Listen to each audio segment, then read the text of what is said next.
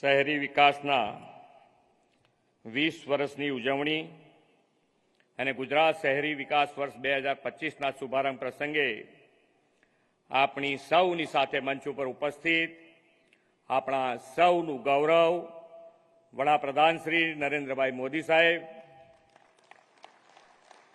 માન્ય રાજ્યપાલ શ્રી આચાર્ય દેવવ્રતજી, કેન્દ્રીય મંત્રી અને પ્રદેશ અધ્યક્ષ શ્રી સી આર પાટીલજી, કેન્દ્રીય મંત્રી શ્રી મનોહરલાલજી ખટ્ટર, મારા મંત્રીમંડળના સાથી શ્રી કનુભાઈ દેસાઈ, શ્રી ઋષિકેશભાઈ પટેલ, શ્રી રાઘવજીભાઈ પટેલ, શ્રી બળવંતસિંહ રાજપૂત, શ્રી કુંવરજીભાઈ બાવળિયા, શ્રી મુળુભાઈ બહેરા, શ્રી કુબેરભાઈ ડિંડોર, શ્રીમતી ભાનુબેન બાબરિયા, શ્રી હર્ષભાઈ સંઘવી, શ્રી જગદીશભાઈ વિશ્વકર્મા, ગાંધીનગરના મેયર શ્રીમતી મીરાબેન પટેલ, ઉપસ્થિત સૌ સાંસદશ્રીઓ, ધારાસભ્યશ્રીઓ, ઉપસ્થિત સૌ પદાધિકારી, ભાઈઓ બહેનો, પ્રેસ મીડિયાના મિત્રો, સૌને મારા નમસ્કાર.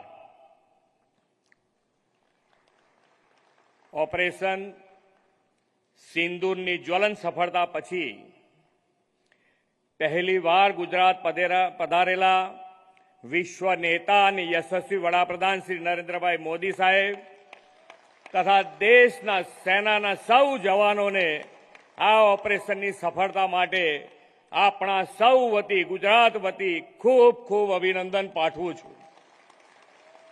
આપ સૌ પણ તિરંગાથી અભિનંદન પાઠવી શકો છો.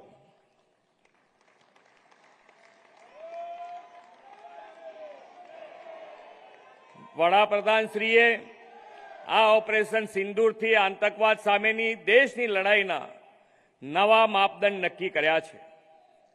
વિકાસની રાજનીતિના પ્રણેતા આદરણીય શ્રી નરેન્દ્રભાઈએ વિકાસ માટે સુરક્ષા અને સમૃદ્ધિ બેયને મહત્વ આપ્યું છે. વડાપ્રધાનશ્રીના નેતૃત્વમાં ભારત વિશ્વની ચોથી સૌથી મોટી આર્થિક મહાસત્તા બની છે. એ માટે પણ આપ સૌ વતી, ગુજરાત વતી ખૂબ ખૂબ અભિનંદન પાઠવું છું. ગુજરાત ભાગ્યશાળી છે કે તેમના કુશળ નેતૃત્વનો લાભ અઢી દાયકા કરતાં વધુ સમયથી મળતો રહ્યો છે. રાજ્યના સર્વગ્રાહી અને સમૃદ્ધ વિકાસનો પાયો 2001માં શ્રી નરેન્દ્રભાઈએ મુખ્યમંત્રી તરીકેનું સેવા દાયિત્વ સંભાળ્યું ત્યારથી નખાયો છે. શહેરી વિકાસ વર્ષની ઉજવણી પહેલા આપણે ત્યાં નગરપાલિકાઓ, મહાનગરપાલિકાઓ પાસે પૂરતા નાણાંના અભાવે વિકાસ કામો અટકી પડતા. નગર એટલે નળ, ગટર અને રસ્તા એવા વિકાસ કામો પૂરતો શહેરીકરણનો ખ્યાલ સીમિત હતો. નગરોમાં ગટરના ઢાંકણા બદલવા જેવી નાની બાબતોની વહીવટી સ્વાયત્તતા પણ જોઈએ તેટલી નહોતી. રાજકોટ જેવા મોટા શહેરોમાં પણ ટેન્કર રાજ ચાલતું હતું.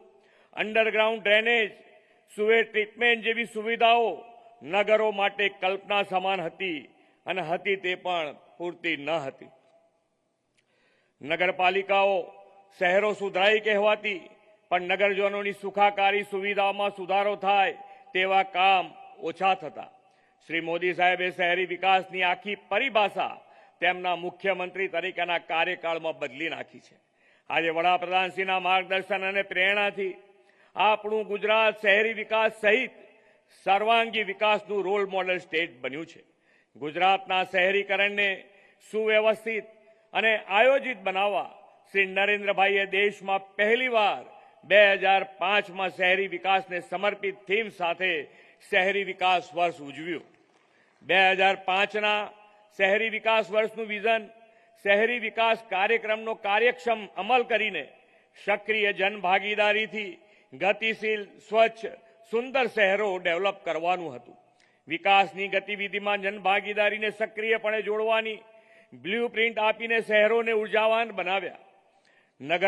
મહાનગરોમાં લેક ડેવલપમેન્ટ, અંડરબ્રિજ, ઓવરબ્રિજ, રમતગમતના સાધનો, garden development, library, community hall જેવી સગવડો વિકસાવી અને શહેરી લોકોના જીવન ધોરણ સુવિધાયુક્ત બને તેવા નગર વિકાસના કામોનો નવો અધ્યાય શરૂ થયો. લોકોમાં પણ નગર શહેર પ્રત્યે પોતિકાપણાનો ભાવ જાગે અને નગર સુખાકારીના કામોમાં નવા માપદંડ પ્રસ્થાપિત થાય તેવી નેમ સાકાર થઈ. સિવિક સેન્ટર શરૂ કરાવીને સિટીઝન સેન્ટ્રિક સેવાઓ ઓનલાઈન મળતી થઈ અને ઇઝ ઓફ લિવિંગ વધવાની શરૂઆત થઈ. 2005નું એ શહેરી વિકાસ વર્ષ આજે સસ્ટેનેબલ ડેવલપમેન્ટ સાથેના સ્માર્ટ સિટીનો સંગીન પાયો બન્યો છે. આજે આ 2 દશકામાં પ્રધાનમંત્રીશ્રીના માર્ગદર્શનમાં ગુજરાતે શહેરી જન સુખાકારી અને સુવિધાઓના અનેક પ્રકલ્પો આયામો સફળતાપૂર્વક પાર પાડ્યા છે. પહેલા શહેરી વિકાસના બજેટ માત્ર 3 આંકડામાં બનતા અને તેને આ શહેરી વિકાસને સમર્પિત યોજનાથી ક્રમશઃ વધાર્યું. વડાપ્રધાનશ્રીના માર્ગદર્શનમાં આપણે આ વર્ષે 30,000 કરોડથી વધુ રકમનું બજેટ શહેરી વિકાસ માટે ફાળવ્યું છે.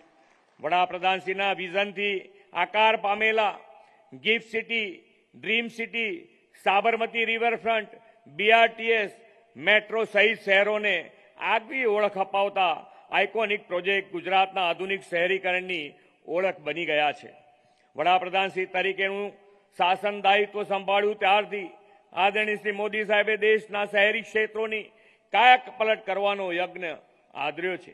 ગુજરાતને તો ડબલ એન્જિન સરકારના બેવડા લાભ શહેરી વિકાસના કામો માટે પણ મળ્યા છે. નાના નગરોના વિકાસ માટે વડાપ્રધાનશ્રીએ શરૂ કરાવેલા અમૃત યોજનામાં ગુજરાતને અત્યાર સુધી 3600 કરોડ રૂપિયા અને સ્માર્ટ સિટી અંતર્ગત 6 શહેરોમાં 1753 કરોડ રૂપિયા મળ્યા છે. પ્રધાનમંત્રી આવાસ યોજનામાં શહેરી ક્ષેત્રમાં 9.66 લાખ જેટલા આવાસો મંજૂર થયા છે અને 9 લાખ જેટલા પરિપૂર્ણ પણ થઈ ગયા છે. 2025ના શહેરી વિકાસ વર્ષમાં આદરણીય વડાપ્રધાનશ્રીના માર્ગદર્શનમાં લોકોના હેપીનેસ ઇન્ડેક્સને ઊંચો લઈ જઈ અર્નિંગ વેલ, લિવિંગ વેલને પ્રોત્સાહન આપવું છે. આ ઉપરાંત 5,536 કરોડ રૂપિયાના 27 જેટલા વિકાસ કામોની ભેટ પણ તેમના વરદ હસ્તે આપણને મળવાની છે. વડાપ્રધાન શ્રી નરેન્દ્રભાઈ મોદીના નેતૃત્વમાં આ અમૃતકાળ દેશના વિકાસ માટેનો અમૃતકાળ છે.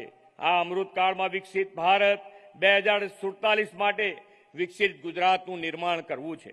આપણા નગરો હરિયાળા અને સ્વચ્છ બને, સસ્ટેનેબલ ડેવલપમેન્ટ સાથે સ્માર્ટ સિટીઝ બને તેવા નિર્ધાર આ શહેરી વિકાસ વર્ષમાં સૌ સાથે મળીને પાર પાડીશું તેવો વિશ્વાસ વડાપ્રધાનશ્રીને આપીને વિરમું છું. ભારત માતા કી જય. વંદે માતરમ.